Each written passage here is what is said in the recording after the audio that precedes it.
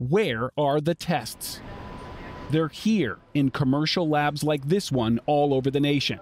Life Hope Labs, just miles from the CDC, is actively running COVID-19 samples and reported its first positive case more than a week ago.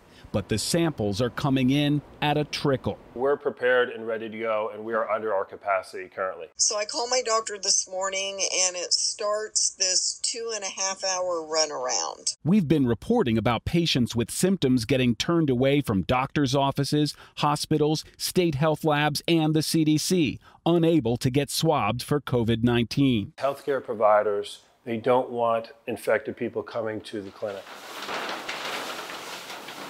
The doctors who are swabbing patients are using back entrances and protective gear to collect each sample. And I'm going to have you tilt your head up just a little bit. If we infect our healthcare providers, the system will shut down. That is a scary thought to me. The risks are high and the payment is low. Healthcare providers tell us some insurance reimbursements aren't yet covering the lab's cost to run the expensive genetic tests for coronavirus. The federal government has promised free testing for all, but there's no mechanism for labs to recoup costs from the government right now. We can do 846 per day. That's our capacity right now on a 12-hour shift. We could double that capacity if we doubled our staffing, but right now we haven't had the volume request. They went to the health department, they turned them away. They went to their local doctor, they turned them away.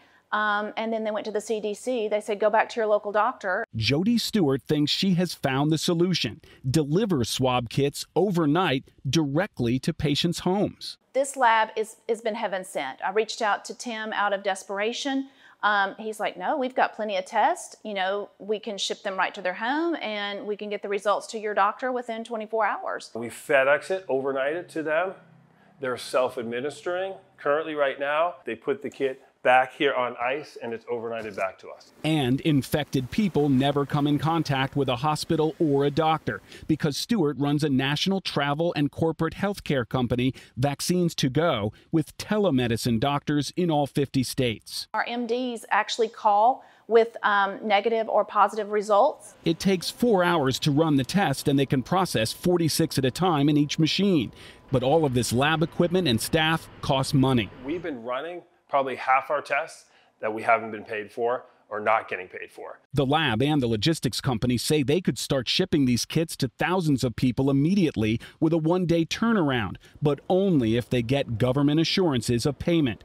They say they can't get state and federal officials to even return their calls. You're willing to do this at a loss if you have to?